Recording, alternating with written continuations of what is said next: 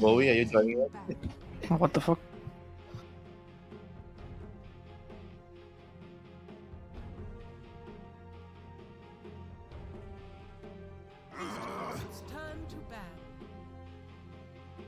Oh, welcome back, Auro. Welcome back.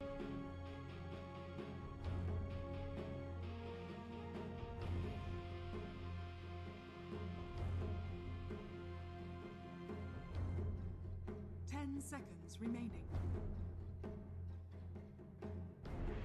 5 seconds Okay. remaining.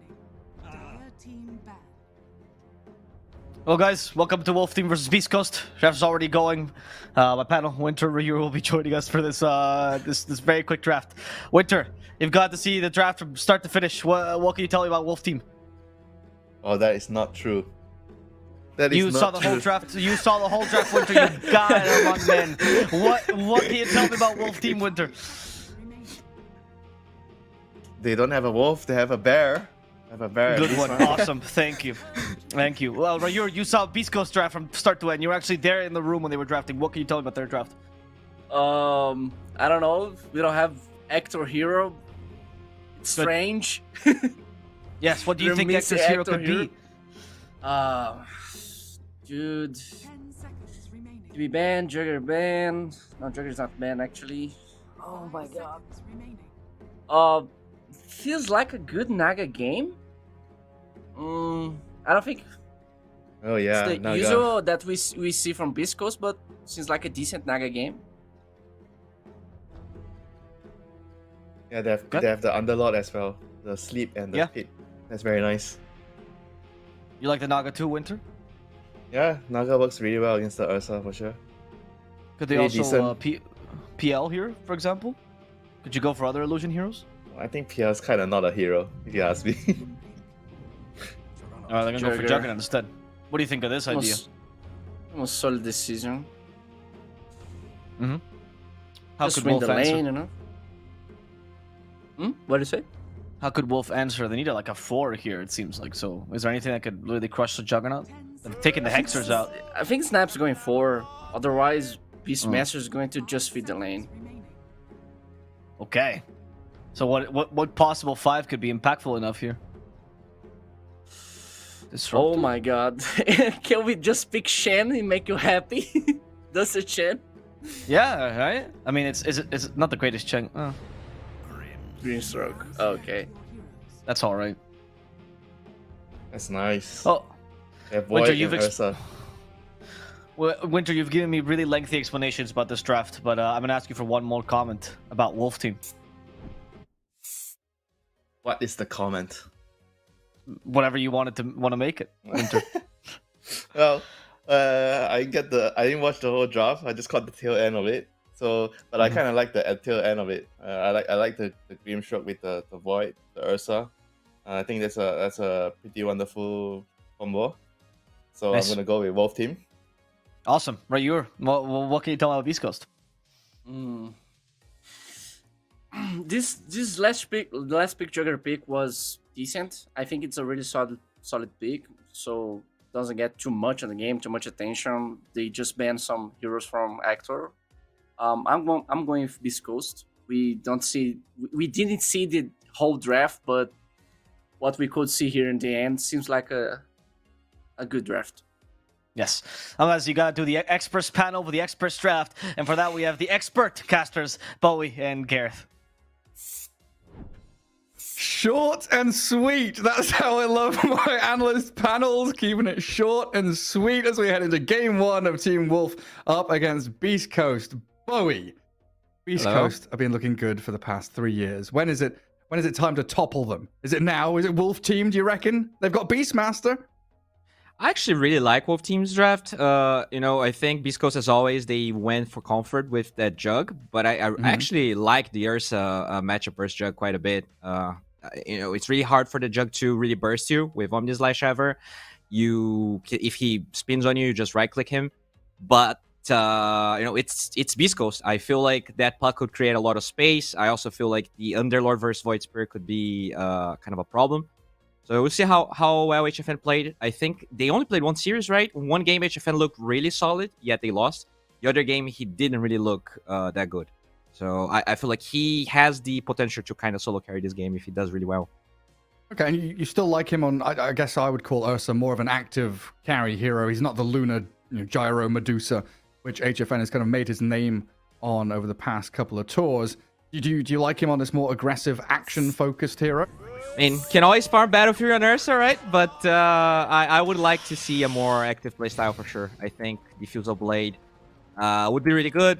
Usual way you see Ursa's being played nowadays, with some few exceptions, is just getting the mask into Diffu, into Blink, so he can just like solo Roche very early. And if you just get second Roche, that's really the real power spike of this hero, the free shard. You just become really hard to deal with. Already out on the map, BeastCoast is 5. Drawing the line into that dire triangle area where there's Tavo and King Owl waiting. Snapfire on top of the staircase. Sees him coming.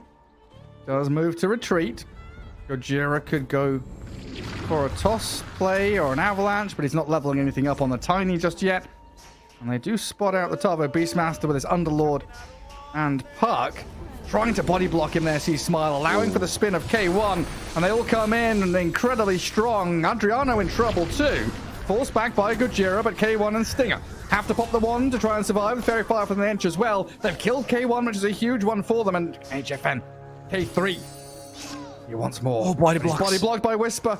The orb over the top, and now HFN, what's he going to do? He can Earth Shock to get a bit of a gap between him and his opponents. Gojira sees Smile back in for the Bounty Rune, and Adriano battling the Tiny. Duster will take the kill, but the Void Spirit, a bloodbath. They kill him off in a 4-for-2 as the Rune spawn. This is fine. Viva South America, dude. That is the most South American start to a game I have ever seen. That was beautiful, glorious. Also, I actually didn't have time to realize, but that's actually an offlane Puck. So the lane for this Ursa is going to be much less impactful than I thought it was going to be. A really nice swap. They usually don't expect a Puck offlane, Underlord mid shenanigans, but it's BeastCoast. It's BeastCoast. Exactly, right? I feel like I have memories of... bottom lane again. They spin to win. Tavo shredded by K1. Scatterblast back up off cooldown for King Out. He doesn't know where K1's gone. He's been juked through the trees. Nature's attendance there from Stinger will heal him back up decently. And it was really close to actually getting that kill. But yeah, I mean, even BeastCoast, it's been a while since they actually did that. But always nice to get back to this. I think that the more rare flex here is actually the Whisper Puck. But the Whisper is so good that I actually expect him to do well with anything. Yeah, he's been the kind of the silent MVP of BeastCoast pretty much every game.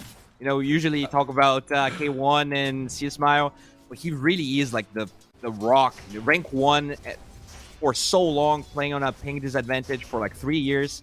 This guy is really one of the best offlaners. Oh, there you go. Does trade his life for the Enchantress under his tower, but still pressure from BeastCoast. But yeah, I think you're right. The last time I saw them kind of flex this Underlord mid was maybe even before TI. They were doing it in that tour.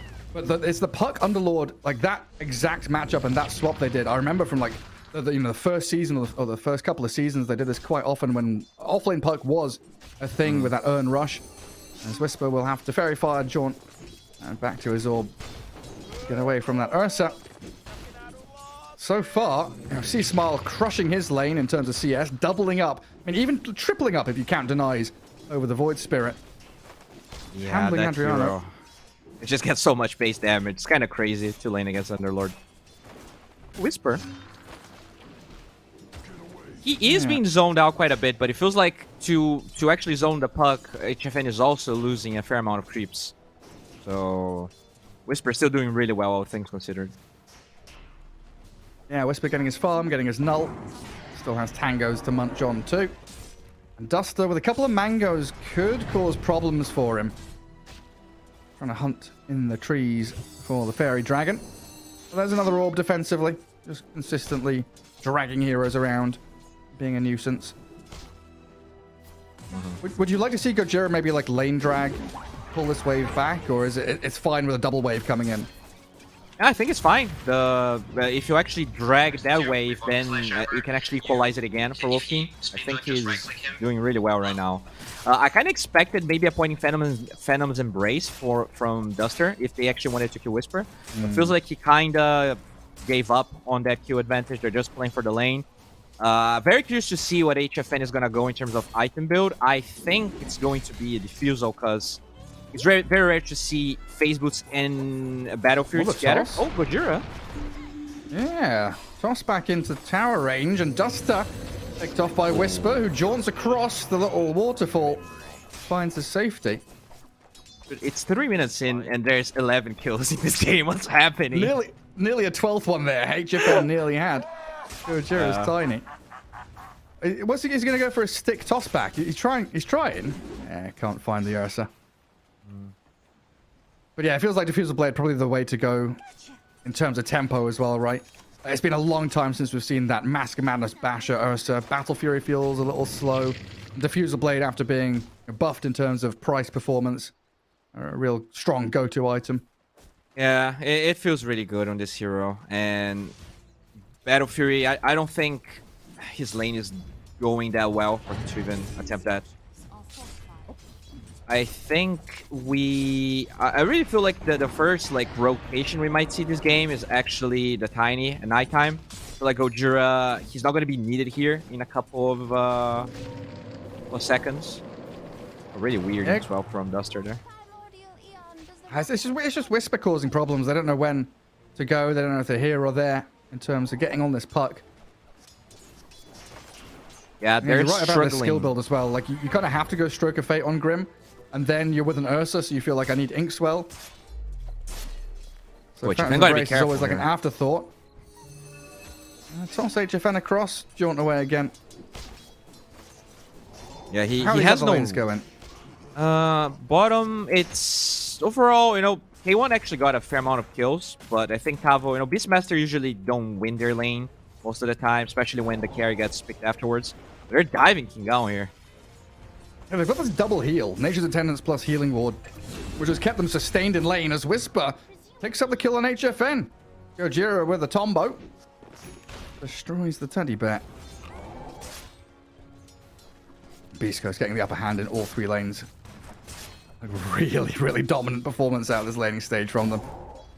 Yeah. A root and net onto King Ao. K1 spins and another kill in that bot lane for them. They've got the heals from Ench, and Tavo can't really do too much, even with level 3 axes. He's trying to battle back, losing his balls in the process, though. Top lane Inkswell's there, but Gojira with a great toss back will stop them in their tracks, while bottom back there, K1 does die to Adriano's rotation. Void Spirit arrives in the nick of time. Right. That's really good. I think Tavo is going to be the catalyst for the recovery of this game. I feel like the way they recover HFN here is with Tavo just creating a lot of pressure, forcing this tier 1 tower. That's going to buy some minutes for HFN. And then he could even try to sneak a Roche if they go for like a 10-minute push with the catapults. It's just that he's really he actually has decent CS, but he's very underfarmed and underleveled. But that could be a play if he does farm that mask he's going for right now. Yeah, try and get him in the jungle, like you say, while Tavo with the helm maybe push into these objectives. BeastCoast already scouting and pressing towards that triangle zone, though. Another rotation from Radriano as Gojira top. Another great toss back. And the safety toss just keeps chucking the Ursa away, so Inkswell never lands. Thinking about it, I feel like maybe the play would have actually be to send HFN bottom to lane versus the Juggernaut. This lane is impossible. Like, you have Puck and the toss, so even the Inkswell feels very underwhelming. They're trying to use Phantom Embrace, but the projectile is so slow that Gojira always gets the toss off before they can actually get on top of him. Oh, Duster could even be dead here. He's playing with him. He's got Stick and Mango. And in comes C-Smile. Duster down. HFN will clear up the Tiny. And does get his Enrage off and allowing Adriano to arrive with that Ether Remnant. Oh my C-Smile god. continually trying to punch down this Ursa. Firestorm is ready. Oh, is that enough to tick him down? Not quite. 20 health remains for him. Dude, he had 124 extra damage when he went for that gank. There's no way HFN kills him. Well, they have vision, so he shouldn't die, I think. Yeah, they saw C-Smile coming under that tier 1 tower. Slowed by the stroke. C-Smile diving real hard. Gets the Firestorm out, but dead. An attempted sneak play there, not paying off for your mid-underlord and feeding quite a bit of golden XP to this Ursa who has been struggling. So greedy from Sismayo. There was no need for that play. HFN, like, he either would need to TP base. Oh, bottom. They actually get K1 as well. Yeah, quick little roar into Cookie. Wolf team not messing around, still fighting back. There's Void Spirit with some good rotations, getting their levels up as well as BeastCoast and trying these nifty little plays, sneaking around, but not getting too much out of it. Like, BeastCoast is going for the outplays, right? And Wolf team are just going standard. We will cast our spells when we have them. And I think that actually favors, like, just plays into their draft really well. And when you look at their lineup, it feels very straightforward to me. You have this Beastmaster, you have, easy way to control Roche and a hero that can take it. You have the Teamfight Initiator on 4DR. The problem is, this Underlord playing mid just speeds up the Atos with the Pit of Malice so much. That's really going to be the problem. If 4DR can play against that, if he doesn't really die to the combo too much, it's okay. I think we saw... maybe we cast the series yesterday that had the same combo and alone did really well against it. But in some games, it feels impossible to play Void Spirit into the Pit of Malice Atos. It is a challenge for sure. And we saw down bottom Tavo using a Helm on an Ench creep to stop the gank, to stop the chain stuns coming. And they do try. Yeah, Gojira, like, he was TP into a lane, and then a haste rune spawned in front of him, and he canceled the TP, but KingRD denied the haste rune from him. It was funny. Yeah, now catapult time. I think Tavo with this Helm will try and pressure the lane. We were talking about HFN recovering here. He's looking pretty good, actually. He's ahead of the Jug by a couple of CS. He's level 8. This is already a territory where he can solo Roche if enough space is created. Sure is. Yeah, down bottom, these max axes, very, very annoying for this Enchantress. She loses like a third of her HP just from one chuck of the axes from Tavo. And Wolf team bringing reinforcements down here as well. Duster and 4DR smoked up. Gojira in a position to break it. Will spot the Void Spirit, but that means he's getting jumped on. And Tumbler's Toy or not, dodging that Inkswell or not, he should be dying here, surely. Stinger falls, Gojira survives, Soulbind's there. And they do silence up C-Smile as well. So they get one kill, they pressure the tower, the Whisper with a two-man coil. Void Spirit caught up in it, which will allow C-Smile to close in with a Pit of Malice and a Firestorm. Killing off the Void Spirit and Duster following him into the grave as King Owl launches out the lava. Gojira very low, but that's stunned, stopping King Owl and Tavo from retreating.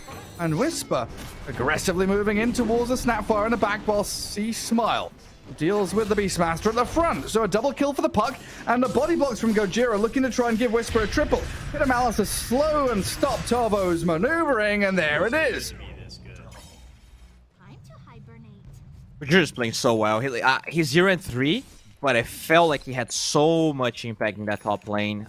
He also forced so many spells from 4DR, and they were not able to get that kill. That allowed Sismayo to TP in with the Fiend's Gate.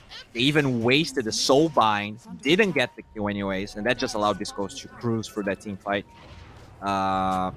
It's just a really good game. I think his Blink Dagger is going to be delayed, but I already felt like his impact is enough to compensate that it doesn't really matter. This Underlord with 200 damage, Atos complete.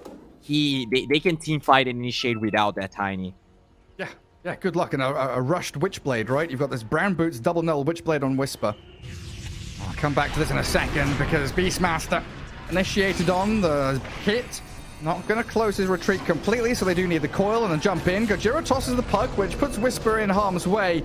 HFN not able to finish off the puck, though. Slipping out of there with an orb and a jaunt, Waning Rift, and maybe enough maneuverability to escape. Adriano should be able to finish that one off, finally. Yeah, but that's a free tower. That's like offlaner for offlaner, but free tower for BeastCoast. I mean, this is now a mid puck, right? This is more net worth than the Void Spirit from the mid lane. Just coming back a little bit more, I loved what Stinger did. He died bottom when that fight started, and when he respawned, he didn't TP bot to continue because he knew the team had already done the job. He TP'd back up top to like farm and play with K1. So that now leaves Gojira down here to defend with an avalanche toss. Brings 4DR very low. Astral step in towards the Tiny again. The Soulbind comes once more. K1 has Omni Slash though. HFN within range, not surviving through it. And King Ao in trouble. They're just getting run over. Wolf team didn't bring enough heroes, didn't cast enough spells, and BeastCoast make them pay for it.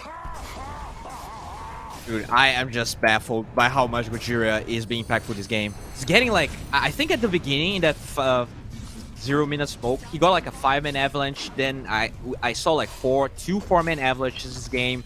So many clutch tosses. I think he's the MVP alongside Whisper.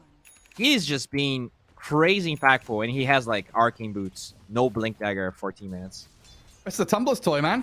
That's true. Coil in mid. 4DR walks back into it. C-Smile has to contend with this Ursa though, as the Ink Swell should connect finally. A play for HFN. To get on top of someone and get that damage on them with the Fury swipes. I kind of wanted them to just run into Roche. Yeah, but it's really tough against the puck being alive. He'll have coil. I don't know, he was used now, but... BeastCoast scan it as well. They were expecting the same thing. Right, no, he's mid lane, he's showing, boys.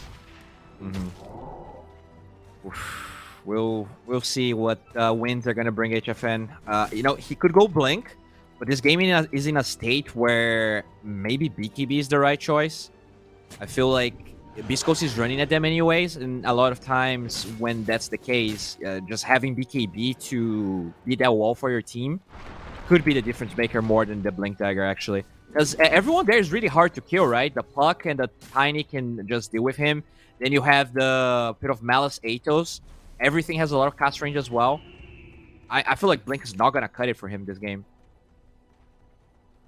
Yeah, maybe not. Well, Gojira has been left bottom alone. 15 minutes in, he's still delayed this tower push so significantly. They've had to wait for the third catapult wave to arrive. And this is a lot of space for the rest of his team. You know, okay, they need 5 heroes to collapse here. You can tell that they're afraid, and they are... It's one of those situations, right, where you go to a fight, you don't send enough. You react. You go to a fight, you don't send enough, so you react. And now they are reacting to all of these instances that have already occurred. They send 5, and where are BeastCoast? They're not there.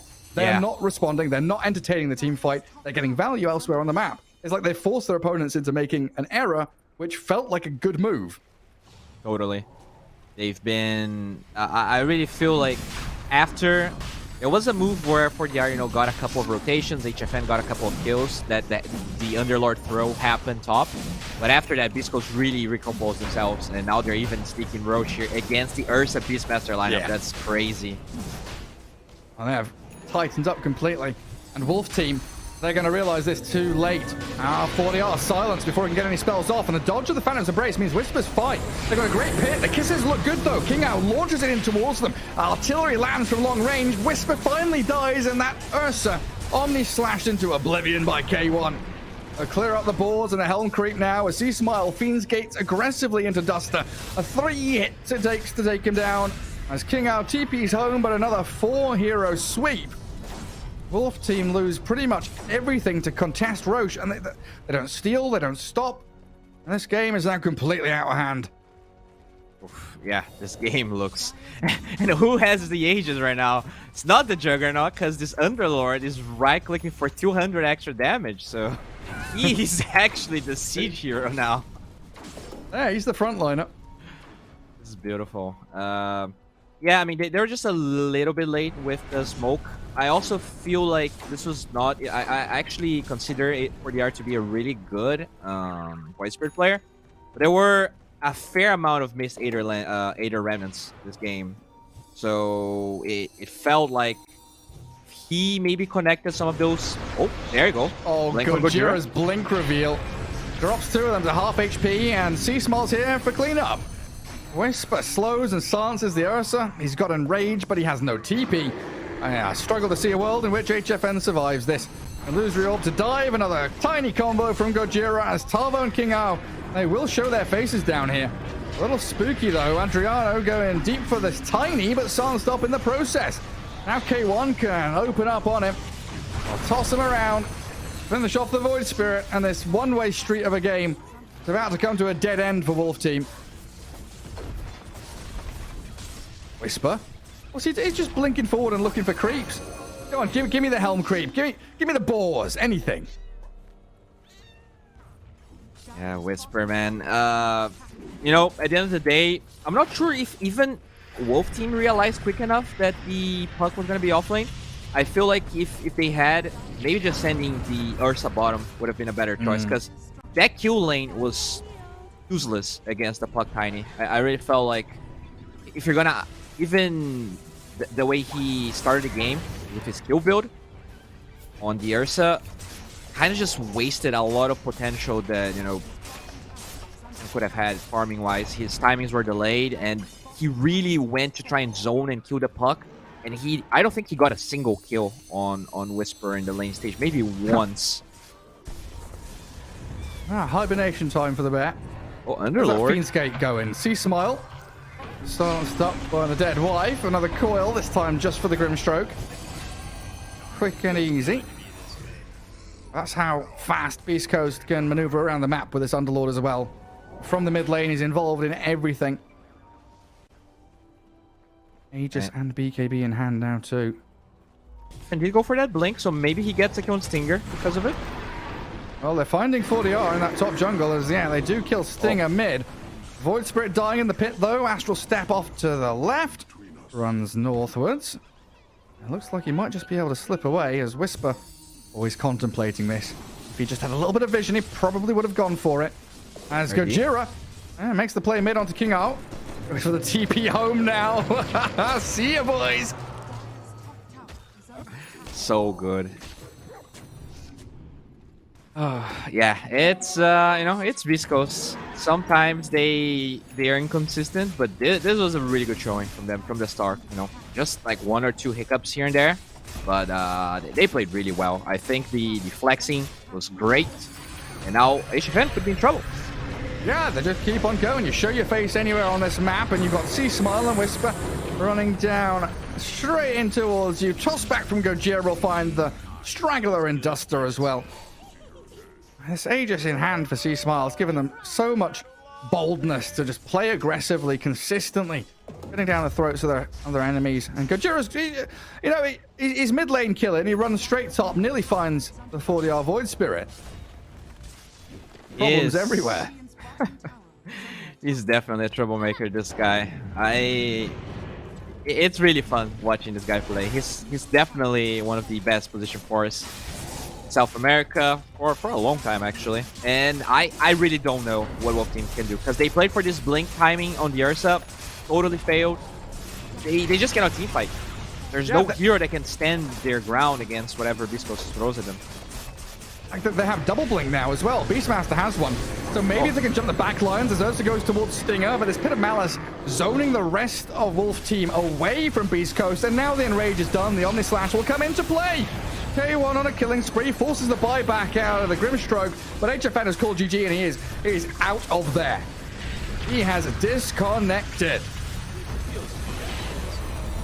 Yeah, I was talking, you know, about the BKB. Another thing is the enchant actually dispels his overpower, right? So even though he can jump the enchantress, he actually couldn't get a kill because it would always be dispelled. Tough game for Wolf Team, you know. It's not the lack of BKB that lost them this game, but I just feel like the lanes were really, really well played, and Wolf Team maybe underrating or underestimating this flex. I feel like putting that puck top just won them the game.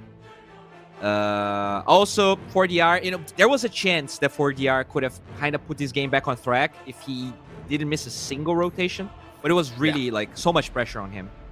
I don't think it was like his fault or anything. No, it was one of those things that, again, I think that, you know, BeastCoast read very well and compounded the difficulties the Wolf Team had. The fact that when Adriano did rotate, he was met with you know, the full force of BeastCoast. 3 heroes from Wolf Team bot. BeastCoast has 4. They have 5. Wolf Team are like, okay, we'll bring 4 next time. BeastCoast have 5, and they are ready to fight. And then again, that move where 15 minutes in, they're trying to take tier 1 tower. Wolf team bring 5 heroes. Let's just go Jira down there, and you've got K1 farming, Whisper split pushing, C-Smile out farming your cores as well. So game 1, 21 minutes. I mean, in the words of Sunsfan, our Lord and Savior, a Gabe Newell level shellacking. Top hat, monocle, the whole shebang. A beautiful performance from BeastCoast. And we'll head back to the panel and talk about the future, talk about game 2, and see what is ahead of us.